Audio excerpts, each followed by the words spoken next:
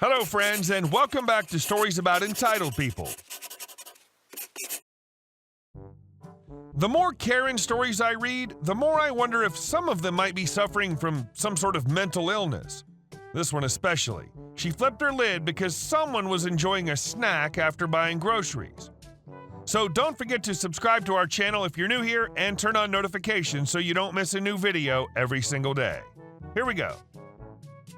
Eat only in the designated area? Fine. This happened yesterday at a large regional grocery chain near me. It's the type of place with tons of gourmet and specialty departments, including ready-to-eat food and a little cafe area. The cafe includes a small, gated-off outdoor space on the side of the building, which gets pretty busy right now. There's also a hot foods bar that changes each day of the week. Yesterday being Saturday and game day, the theme was chicken wings. So I was picking up my groceries for the week, minding my own business, when I'm hit with the most divine smell I've ever known. Mind you, it's a bit past noon and I haven't eaten all day. Next thing I know, I'm following the smell like a cartoon thief chasing a pie in a window. I find myself at the hot bar and, possessed by a force far greater than myself, load up a container of wings. I check out, now fully entranced with the aroma of buffalo sauce, and knowing full well that these wings aren't going to make it home, I step outside and walk down to the end of the building and sit down on the concrete ledge under the awning, and I go to town on my chicken wings, like absolutely unhinged, raccoon out of dumpster chowing the F down and not caring about anything else. Proudest moment? No. Would I do it again? Absolutely. It's bliss. Until suddenly my chickeny meditation is interrupted by that deliberate type of ahem that sounds less like a polite throat clearing and more like an engine trying to turn over. I look up and see a well-dressed woman, probably mid-40s, sternly tapping her foot and pointing behind me. Confused, I look over my shoulder and see the no loitering sign. I'm still not getting it. I've obviously got a cart full of groceries I just stepped out with. I explain to her that I'm just enjoying my hot lunch before I head home. She's having none of it. Either eat in the designated cafe area or get out. I point out that all the cafe tables are full and I've just got a couple more wings.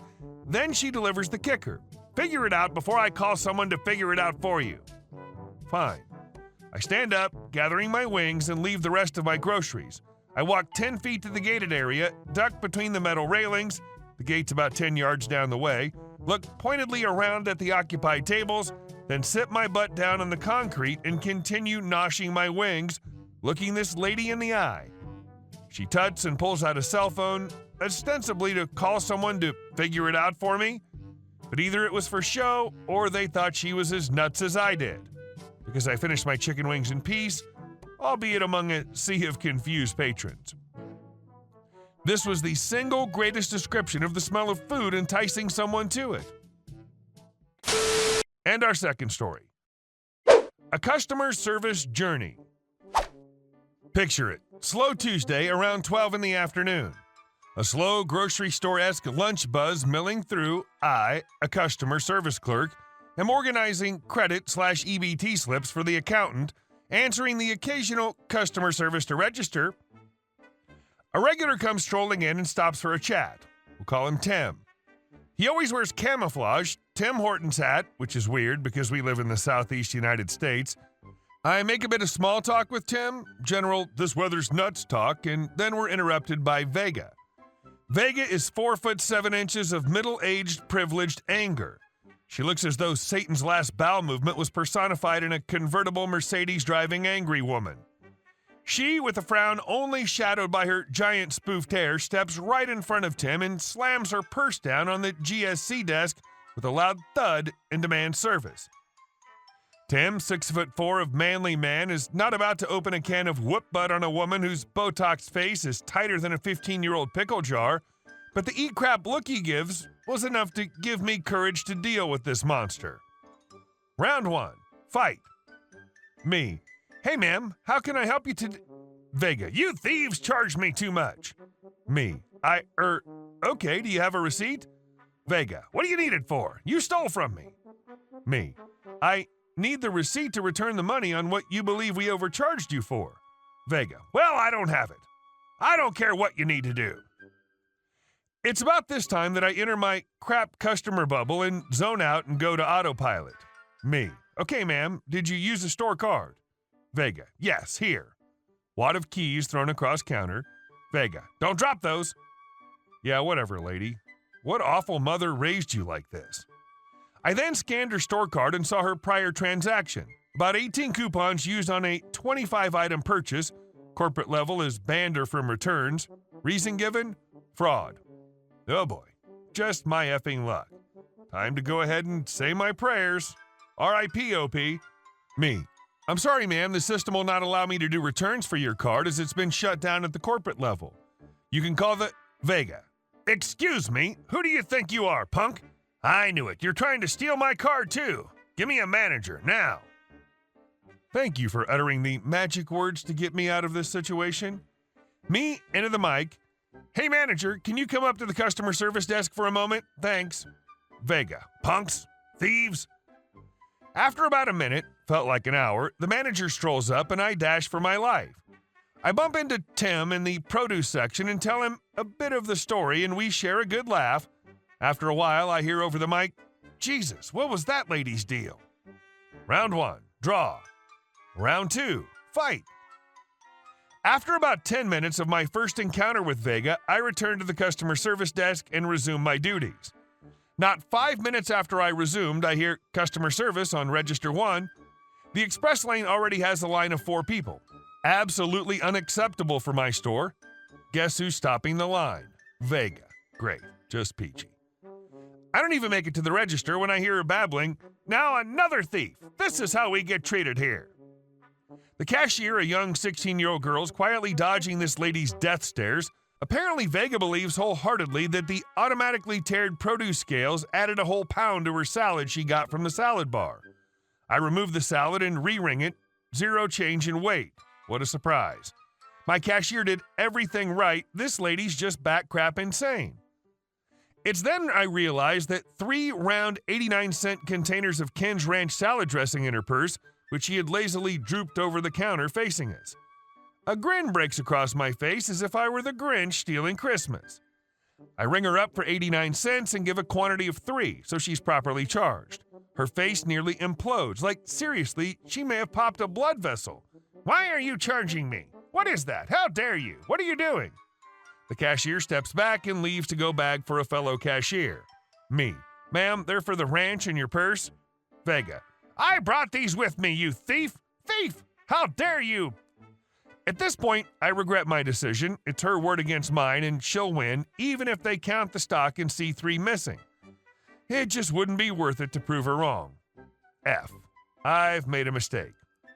Then, as if a guiding light above beamed through the ceiling, Tim walked up beside this lady who looks like the Tasmanian devil at this point. Tim. I saw this lady stealing. I wouldn't serve her. It could get you in trouble, son.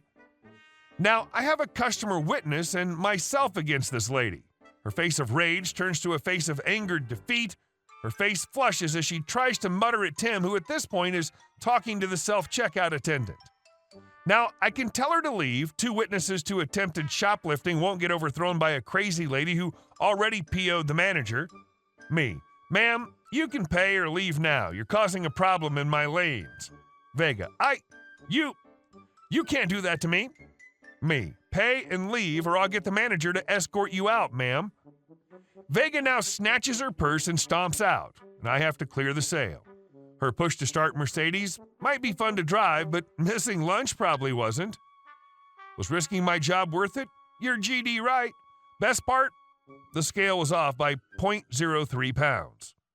Round 2. Flawless victory. And our last story. The neighbors kept parking their car in front of my house. In my neighborhood, the homes have a garage which has room for 1 vehicle and a driveway with room for a second. I'm visually impaired, no sight, so I don't have a vehicle. A friend stopped by and thought I already had company because there was a vehicle in my driveway.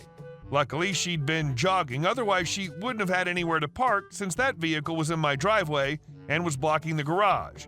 It was still there when she left. She wrote a note saying this is private property and to please move and not park there. The vehicle was parking there. Another friend put up a no parking sign. My next door neighbor saw the sign and the vehicle belonged to Jane, neighbor from across the street. I went over and asked Jane not to park there. Jane said her fiance just moved in, and because Jane already had 2 vehicles, because one's hers for work, she's apparently self-employed, they needed somewhere for the 3rd vehicle, and I'm not using my driveway, so they're using it. I'll note here, Jane/her fiance never asked if they could use my driveway, they just went ahead. If I could see, I obviously would have noticed right away, but I had no idea. My next-door neighbors on either side of me thought I was doing them a favor since Jane's been parking there for months. I also found out from them Jane's fiance parked in my driveway before she moved in when she visited. My job just recently went fully remote, and my company's given up our office space completely. Before they sold our office space this summer, I still had to go into work. Jane's fiance works a different shift, so I didn't know. I told Jane she didn't have permission, and I sent her a registered letter, too. She still parked there, so I got a tow truck to come. Jane got angry at me and said she'll take me to court to get the fees back. A week after Jane's vehicle was towed, I fell going to my mailbox because there was a car in the driveway and I bumped into it. It was Jane's fiance's personal car. She parked in my driveway because Jane didn't want her work vehicle to be towed again. Jane's saying she'll take me to court for the fees for this tow too. She also said it's my fault I fell because I didn't have my cane. I never use it on my own property and I'm overreacting because no one's using my driveway, so they should be able to. The police came when I fell because an ambulance came and they told Jane and her fiance to stop parking there. Apparently they can't afford the fee, so the towing company still has Jane's fiance's car. Jane and her fiance say I'm a horrible neighbor/jerk, etc., not letting them use the driveway and causing them these headaches. I don't feel like the a-hole in this situation. A few of my acquaintances have agreed with Jane and say I'm a massive jerk for calling the tow trucks. Just because you're not using your driveway doesn't make it up for grabs for anyone that wants a parking spot. You gave her many chances to correct her misbehavior, but she refused. Hey guys, thank you all for watching the video. I'll see you in the next one.